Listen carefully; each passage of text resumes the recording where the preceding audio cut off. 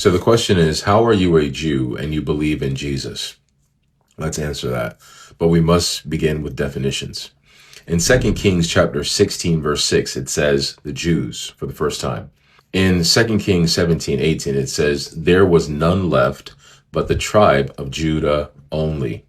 Then in 2 Chronicles 11:16, it says, and after them, out of all the tribes of Israel, came to Jerusalem. Then in Ezra 1:5, it says, then rose up the chief of the fathers of Judah and Benjamin, and the priests and the Levites.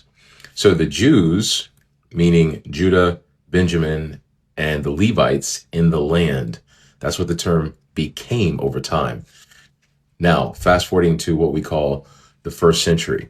John chapter 1, verse 11 to 12 says, he came unto his own, meaning the Israelites, but as many as received him, referring to the southern kingdom. Then in Acts chapter 2, verse 5, it says, and there were dwelling at Jerusalem Jews, devout men. Acts chapter 2, verse 41 says, about 3,000 souls. And then Acts chapter 4, verse 4 says, about 5,000. Acts chapter 6, verse 7 says, a great company of the priests, referring to the Israelites, were obedient to the faith, meaning they believed in the Messiah.